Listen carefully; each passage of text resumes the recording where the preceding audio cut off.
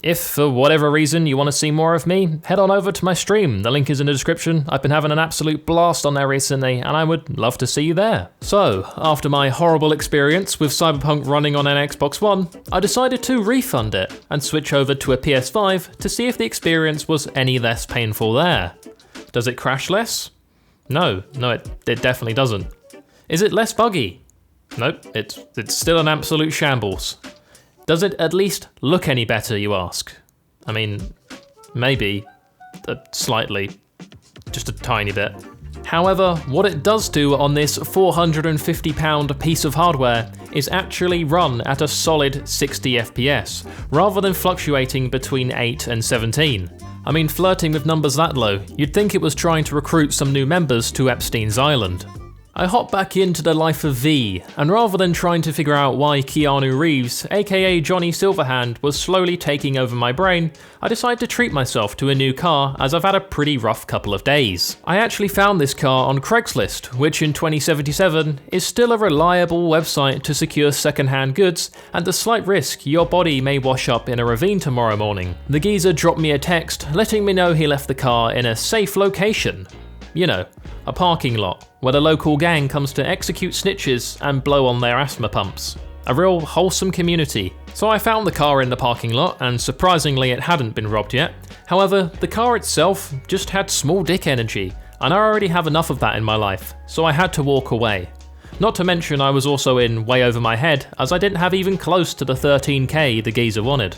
I guess that 15 minutes of trying to be an honest, working class man was now over. So I decided to steal this much nicer car which was on the floor below. But karma was watching me today, as before I could even take this baby's handbrake off, an Uber driver thought we were in an episode of Robot Wars and nearly flips me. Naturally, I storm into Uber's HQ like a Karen demanding to see the manager. On arrival though, I hear a small explosion outside. So I step out to investigate, and what I saw honestly brought a tear to my eye. This poor little smart car had been decked and was caught in a blaze. With no fire extinguishers nearby, there was nothing I could do but just watch it burn. I do have to give credit to the owner though, as she proved to be a strong, independent woman, rather than getting out the car like most beta males would. She stays in and performs a beautiful J-turn while the car has no wheels, before she eventually gets engulfed in flames and the pain is too much to carry on. Wow, I salute you, young woman. You will go down as an inspiration to many girls growing up in 2077. When your car's on fire, don't call a man to come and put out the fire. Prove you are independent, stay in the flames, and burn. That's the message we want to send to today's youth. With a morning as packed as this one, I decided to let off some stress by paying for a session of prayer to our Lord John. Also, I don't know what the game's trying to tell me, but I keep having intimate relations with other men. Having a girlfriend of 4 years, I always thought I was straight, but I think CD Projekt Red are trying to tell me otherwise. By girlfriend of 4 years, by the way, I meant we've been together for 4 years, not that she was 4 years. She's over the age of consent. There's no need to call the FBI just yet, don't worry. Right, so with all that faffing and stretching out of content so this video could get to 10 minutes, it was time to get on with the game's main story. Or maybe it isn't, because this is Cyberpunk 2077, and crashing is just what it does. Back in from the crash, and I meet up with Takamura in this quaint little diner. He's the guy that saved us that's from the Arasaka family. Takamura knows that the prince was the one who really murdered his father, the Emperor. He just needs me to stand as a witness, and in exchange, he said he would have the microchip removed from my head. Obviously, that's quite a lucrative offer, but it also comes with trust issues and risks, which is similar to a situation I found myself in when this one time I was talking to a girl and things were getting pretty flirty, so she asked me for a peen pic.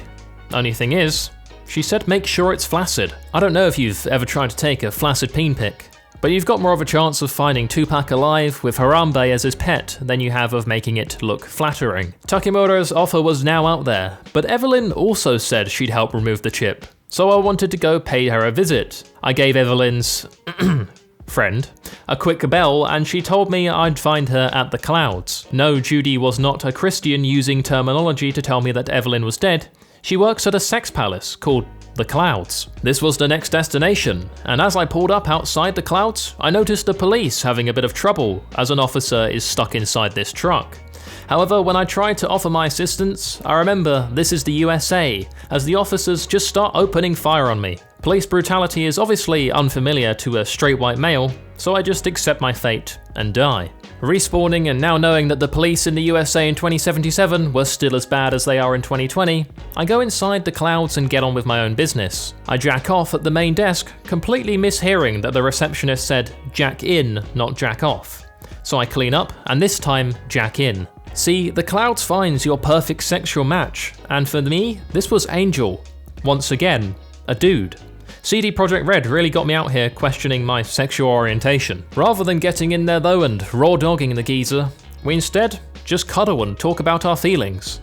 I went from aroused to crying in such a short space of time, you'd think I'd have visited my uncle. Cuddling with Angel proved to be more productive than my last 6 therapy sessions, and he told me that Evelyn was last seen with the boss of the clouds. Basically, this game's mission structure is talk to this person, who tells you to talk to this person, who tells you to talk to this person, who tells you to talk to this person, who eventually tells you about this person. It really, truly is next gen. I regrettably have to say goodbye to Angel and go pay a visit to the boss of this whole place. It turns out he's really not in the mood to have a chat with me, so I bust on in there and fight the big boy with my bare fists. I didn't actually know that this was the boss of the clouds, but judging by the bald head, the unbuttoned shirt, and the cocaine on the desk, he looked like the spitting image of a guy that you would imagine runs a sex palace. My negotiation skills aren't the best, as I still have no info about Evelyn, but luckily Johnny, the Keanu Reeves in my head, tells me to take a look at his computer. At first I'm unsure, because it's an invasion of his privacy, but sometimes you gotta do what you gotta do. It turns out Evelyn was sold off to a dodgy ripperdoc, so once again, this game's complex mission structure is really flexing itself here. I've got to go talk to another NPC. We go through the tradition of the game crashing when you're on your way to the next NPC. It's a duo that has got better chemistry than me and my ex. Mainly because my ex isn't aware that we were ever actually together, but that's not the point I'm trying to make here. Now, as you guys know, I'm not one to judge you by the way you look, but this ripperdoc looks more likely to be on the receiving end of a glory hole in a bathroom in Benidorm than he is to be an actual doctor. Something seems slightly sus here. I was also done playing games and took him into the back room while he was mid-operation with a patient. Now, I'm not saying that violence is the answer to everything, but punching this guy in the face multiple times made him give up the info on Evelyn. I also left him unconscious, so his patient is just going to have to lie there without a jaw until he wakes up. If that isn't a definition of wrong place, wrong time. Poor girl. So Evelyn had been taken by a bunch of scavs, which was obviously a great business opportunity for them, but I need her now, so I'm going to have to kill them all. V decided, however, to ruin my plans as I encountered the bug, where your protagonist has a stroke and their vision turns into a watercolored painting. So I would once again have to restart my game. This took me back 30 minutes, which meant I would have to play through an entire brain dance sequence again. I was so tempted to turn off my PS5 right there and then and refund the game for a second time, but I decided to persevere through it. Like I said in my last video, despite its shortcomings, I really do actually enjoy this game. But if I had to play a brain dance sequence to feed 10,000 starving children, well then I'm sorry. They're going hungry tonight. V was no longer having a stroke, so I could actually get on with playing the game now and trying to save Evelyn. Hopefully, there was no more NPCs telling me that she had moved on from here to another location. Judy also came in to help me with these scavs, and as you'll see here, she's an absolute gem with the callouts.